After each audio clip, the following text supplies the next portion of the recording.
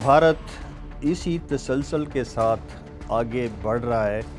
कि जितनी भी बैनुल-अक़वामी क़वानीन की रूह से जो एक रिवायात हैं या इंटरनेशनल सतह पे कुछ अखलाकियात हैं,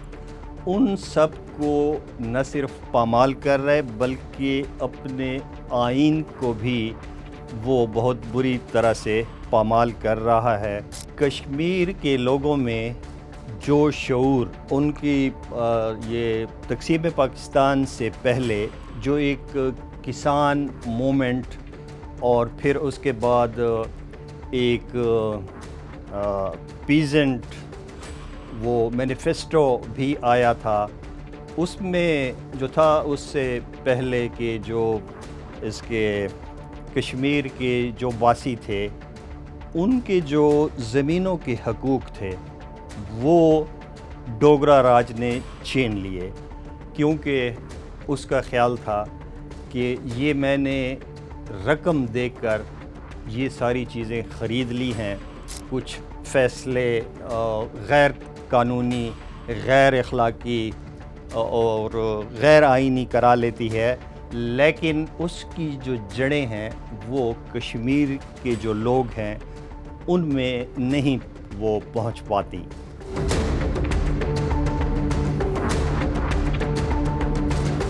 कश्मीर के हवाले से अगर देखा जाए तो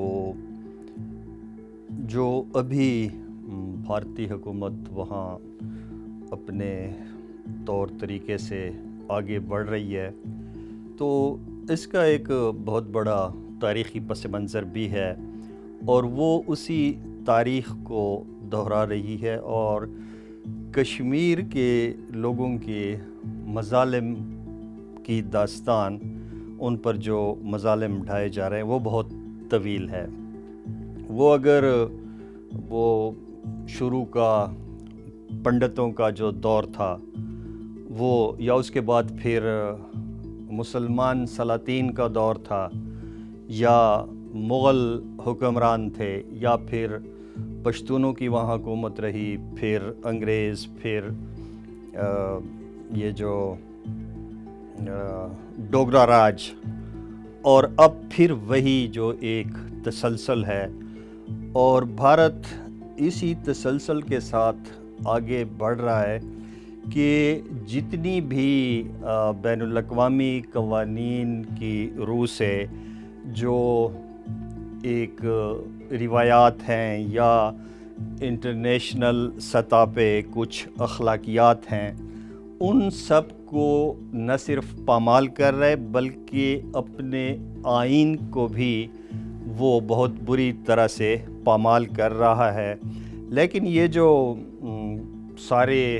मनसूबाबंदी जो भारत की है, तो ये कामयाब होती नज़र नहीं आ रही, क्योंकि कश्मीर के लोगों में जो शऊर उनकी ये तक़सीम पाकिस्तान से पहले जो एक किसान मूवमेंट और फिर उसके बाद एक पीजेंट वो मैनिफेस्टो भी आया था, उसमें जो था उससे पहले के जो इसके कश्मीर के जो वासी थे उनके जो ज़मीनों के हकूक़ थे वो डोगरा राज ने छीन लिए, क्योंकि उसका ख़्याल था कि ये मैंने रकम देकर ये सारी चीज़ें ख़रीद ली हैं, और वो जो उन पे टैक्स आयद किया गया या जो उन पे लगान था, अगर वो न देते तो उनसे वो काश्तकारी वाली सहूलत भी वो छीन लेते थे। लेकिन उनका ये हथकंडा भी वो कामयाब नहीं हुआ और जो तहरीक थी वो उसी तरह उठती रही, और ये जो 30s का जो ज़माना था उसमें जो तहरीक उठी है और जो शऊर कश्मीर के लोगों में आया है, ये और बात कि भारत कभी वहाँ اسمبلی کے بل بوتے پر کچھ فیصلے غیر قانونی، غیر اخلاقی اور غیر آئینی کرا لیتی ہے، لیکن اس کی جو جڑیں ہیں وہ کشمیر کے جو لوگ ہیں ان میں نہیں وہ پہنچ پاتی، اور ان کی جو ایک وہ ہے مزاحمت ہے اور حق کے خود ارادیت کے لیے وہ جو کوششیں کر رہے ہیں، بھارت اگر اس کو بلا لے، کوئی کانفرنس وہاں کر لے اور وہ یہ تاثر دے کہ یہاں لوگ مطمئن ہیں، لوگ راضی ہیں، تو یہ وہ ہے کہ اس میں کوئی صداقت نہیں ہے، اور نہ اس بات پہ کوئی یقین کر رہا ہے۔ جو بین الاقوامی میڈیا ہے وہ بھی اس کا شاہد ہے کہ یہ جو بھارت نے کشمیر کی جو آئینی حیثیت تھی اس کے ساتھ جو کچھ اس نے کیا، تو یہ انہوں نے اپنے آئین کو ہی روند ڈالا، اور پھر وہاں جو ایک سوچی سمجھی